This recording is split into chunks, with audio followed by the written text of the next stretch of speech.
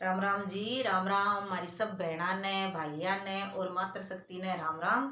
कार्तिक को मैनू चाल रही है और आपनो कार्तिक महात्म्य चाल रही है, तो आप सुनो कार्तिक महात्म्य को 13वां अध्याय।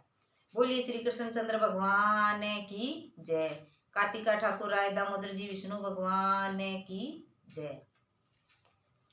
नारद जी बोले, दैत्यों के तीक्ष्ण प्रहार से व्याकुल देवता इधर उधर भागने लगे। तब इंद्र आदि को इस प्रकार भयभीत देखकर गरुड़ पर चढ़े भगवान युद्ध में आगे बढ़े। उन्होंने अपना सरंग नामक धनुष उठाकर बड़े जोर से टंकोर किया। त्रिलोकी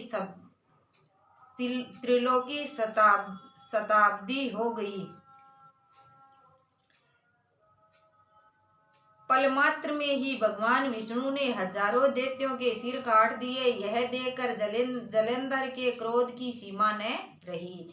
फिर तो भगवान विष्णु और जलंधर का महान संग्राम हुआ। वाणों से आकाश भर गया। लोग आश्चर्य करने लगे। भगवान विष्णु ने अपने वाणों के वेग से उस दैत्य की ध्वजा, छत्र और धनुष बाण काट डाले तथा एक बाण से उसकी छाती पर प्रहार किया। इससे व्यथित हो उसने अपनी प्रचंड गदा उठा गरुड़ के मस्तक पर दे मारी। गरुड़ पृथ्वी पर गिर पड़ा।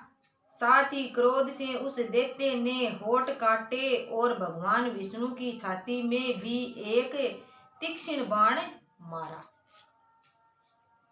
इसके उत्तर में भगवान विष्णु ने उसकी गदा काट दी और अपने सरंग धनुष पर बाण चढ़ाकर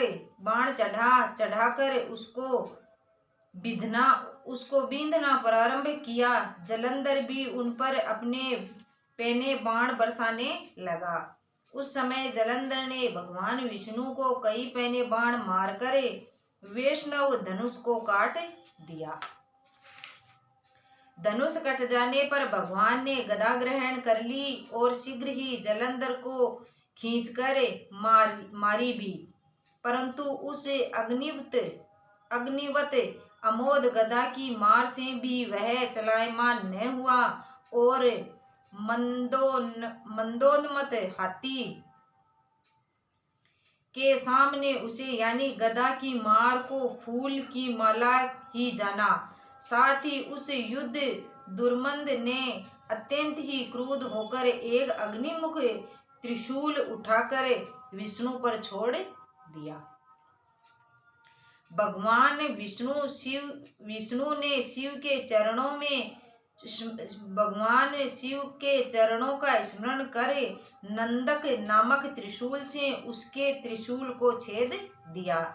जलंधर ने झटकर भगवान विष्णु की छाती में एक मुष्टिक मारा। उसके उत्तर में भगवान विष्णु ने भी उसकी छाती पर अपनी मुष्टिका का प्रहार किया।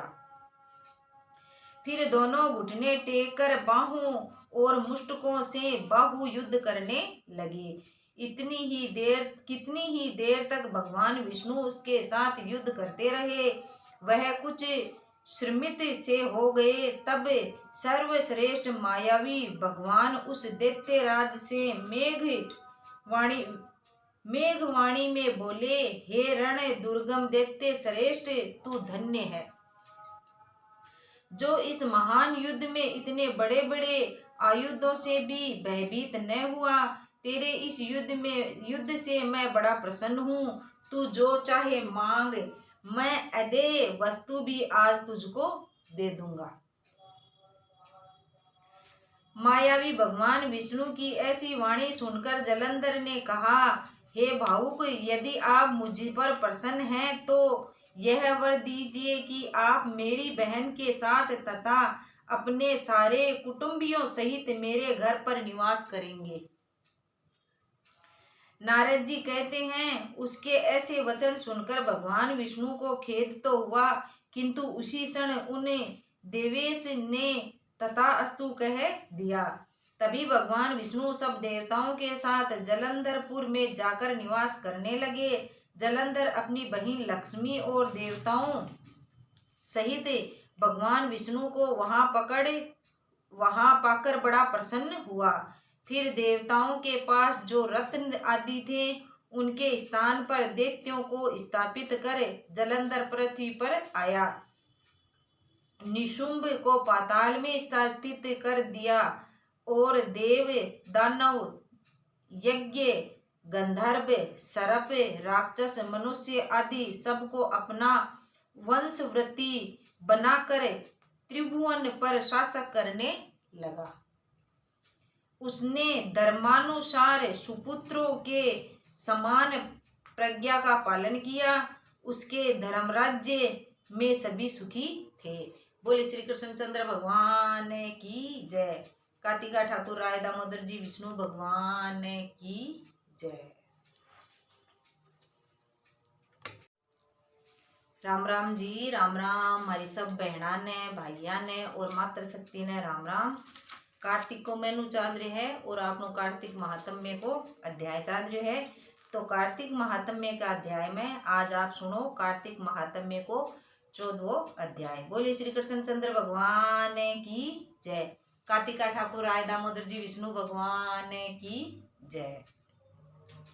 नारद जी बोले, हे राजन, तब उसको इस प्रकार धर्म पूर्वक राज्य करते देखकर देवता क्षुब्ध हो गए। उन्होंने देवाधिदेव भगवान शंकर का मन में स्मरण करना प्रारंभ किया। कितने ही प्रकार से स्तुति की। तब भक्तों की कामना पूर्ण करने वाले भगवान शंकर ने नारद जी को बुलाकर देव कार्य करने की इच्छा से उनको देवपुरी भेजा। शंकर भक्त नारद भगवान शंकर की आज्ञा से देवपुरी में आए। इंद्र आदि सभी देवता व्याकुल होकर शीघ्रता से उठकर श्री नारद जी की स्तुति करने लगे। उत्कंठा भरी दृष्टि से सबने नारद जी की ओर देखा। अपने सब दुखों को कहकर उन्हें नाश करने की प्रार्थना की। नारद जी ने कहा, मैं सब कुछ जानता हूँ, इसके लिए अब मैं दैत्यराज जलंधर के पास जा रहा हूँ। ऐसा कहकर और देवताओं को आश्वासित करे श्री नारद जी जलंधर की सभा में आए। जलंधर ने श्री नारद जी के चरणों की पूजा करके हंसते हुए कहा, हे ब्राह्मण, कहिए आप कहाँ से आ रहे हैं और कहाँ कहाँ पर आपने क्या क्या देखा है, यहाँ कैसे आए और योग्य जो सेवा हो उसके लिए आज्ञा कीजिए। जलंधर के इस प्रकार के वचन सुनकर श्री नारद जी प्रसन्न होकर बोले, हे दानवराज महाबुद्धिमान जलंधर, तुम धन्य हो, क्योंकि इस समय सब रत्नों के भोक्ता एक तुम ही हो। हे दैत्य श्रेष्ठ, अब आप मेरे आगमन का कारण सुनिए कि जिसके लिए मैं आज यहाँ आया हूँ। हे दैत्यराज, मैं स्वेच्छा से कैलाश पर्वत गया था, जहाँ 10,000 योजनाओं में कल्प वृक्ष का वन है। जहाँ 10,000 योजनों में कल्प वृक्ष का वन है, यहाँ पर मैंने करोड़ों कामधेनुओं को विचरते हुए देखा तथा यह देखा कि वह वन चिंतामणि से प्रकाशित परम दिव्य अद्भुत और सब स्वर्णमयी है। मैंने वहाँ पार्वती के साथ स्थित शंकर को भी देखा। तो सर्वांग सुंदरी गौरवर्ण त्रिनेत्र और मस्तक पर चंद्रमा धारण किए हुए हैं। यह देखकर मुझे बड़ा आश्चर्य हुआ कि इनके सामने समुद्री शाली त्रिलोकी में कोई है या कि नहीं। हे दैत्येंद्र, उसी समय मुझे तुम्हारी भी समृद्धि का स्मरण हो आया और उसे देखने की इच्छा से मैं तुम्हारे पास चला आया। यह सुनकर जलंधर को बड़ा हर्ष हुआ। उसने श्री नारद जी को अपनी सब समृद्धि दिखला दी। उसे देख देवताओं का कार्य करने के इच्छुक शिव प्रेरित श्री नारद जी ने जलंधर की बड़ी प्रशंसा की और कहा, निश्चय ही तुम त्रिलोकपति होने के योग्य थे।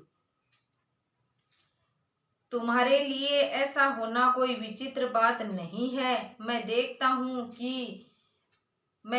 हूँ कि और तो तुम्हारे पास सब कुछ है और किसी बात की कमी नहीं है।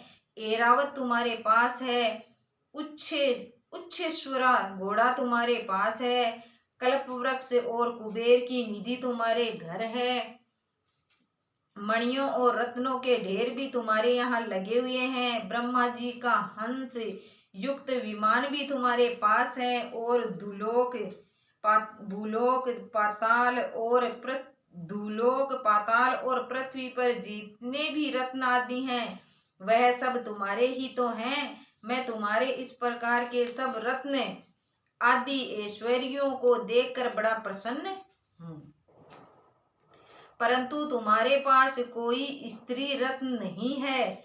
इसके बिना तुम्हारा यह सब फीका है। तुम कोई स्त्री रत्न ग्रहण करो। नारद जी की इस प्रकार के वचन सुनकर दैत्यराज काम से व्याकुल हो गए।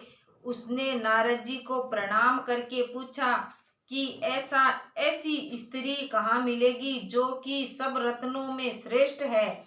यदि ऐसा रत्न कहीं मिले तो मैं आपकी आज्ञा से उसे अवश्य लाऊंगा।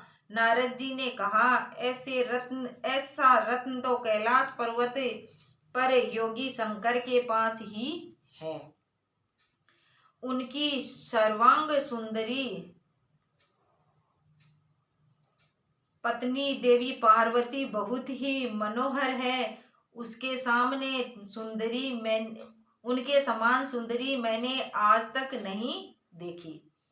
शंकर से बढ़कर समृद्धिमान दूसरा कोई नहीं है। इसके इस रत्न की महिमा 3 लोक में कहीं पर भी नहीं है।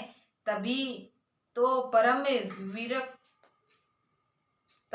परम विरक्त आत्मा राम शंकर भी उनके वश में हो गए हैं। देव ऋषि नारद उस दैत्य से ऐसा कहकर कार्य करने की इच्छा से आकाश मार्ग को चले गए। बोली श्री कृष्णचंद्र भगवान की जय।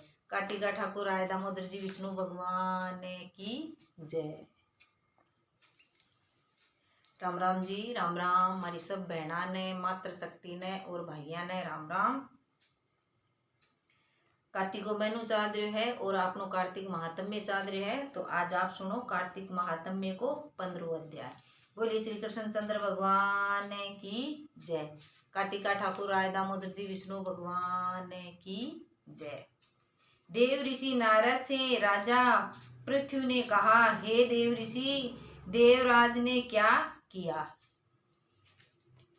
वह सब मुझे विस्तार पूर्वक सुनाइए। देव ऋषि नारद बोले, उसके चले जाने पर जलंधर ने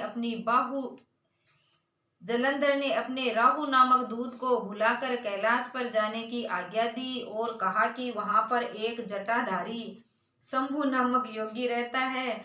उससे मेरा आक्रमण और ऐश्वर्य कहकर उसकी सर्वांग सुंदरी भामिनी को मेरे लिए मांग लो। तब उन वचनों को सुनकर वह दूत शिव के स्थान पर पहुंचा, परंतु नंदी ने उसे सभा के भीतर नहीं जाने दिया। किंतु वह अपनी उग्रता से शिव की सभा में चला गया और शिव के आगे बैठकर उनकी आज्ञा ले वह सब संदेश कह सुनाया जो कि दैत्यराज ने कहा था। फिर तो उस राहु नामक दूत के ऐसा कहते ही भगवान शूलपाणी के आगे पृथ्वी फोड़कर एक शब्द वाला पुरुष प्रकट हो गया, जिसका कि सिंह के समान मुख था और जो कि मानो दूसरा नरसिंह था। वह दौड़कर राहु को खाने चला। राहु बड़े जोर से भागा, परंतु उस पुरुष ने उसको पकड़ लिया। उसने शिव की शरण ले अपनी रक्षा मांगी। शिव ने उस पुरुष से राहु को छोड़ देने के लिए कहा कि मुझे बड़े जोर से भूख लगी है, मैं क्या खाऊं। महेश्वर ने कहा, यदि तुझे भूख लगी है तो शीघ्र ही अपने हाथ पैर का मांस भक्षण कर ले। शिवजी की आज्ञा से वह पुरुष शीघ्र अपने हाथों और पैरों का मांस भक्षण कर गया। अब केवल उसका सिर मात्र शेष रह गया। तब उसका ऐसा कृत्य देखकर शिवजी ने प्रसन्न होकर उसको अपना आज्ञा पालक जानकर उसे अपना परम प्रिय गण बना लिया और कहा कि मेरी पूजा के समय अब तेरे भी सदैव पूजा होती रहेगी, और जो मेरी पूजा नहीं करेंगे वह मेरे प्रिय न होंगे। शिवजी से ऐसा वर पाकर उस पुरुष को बड़ी प्रसन्नता हुई। उस दिन से वह शिवजी के द्वार पर स्तकिति मुख नामक गण होकर स्थित रहने लगा। बोले श्री कृष्ण चंद्र भगवान की जय। कार्तिका ठाकुर राय दामोदर जी विष्णु भगवान की जय। इसके बाद में ओम जय जगदीश हरे की आरती। राम राम जी, राम राम। हमारी सब बहना ने, भाइया ने और मातृ शक्ति ने राम राम।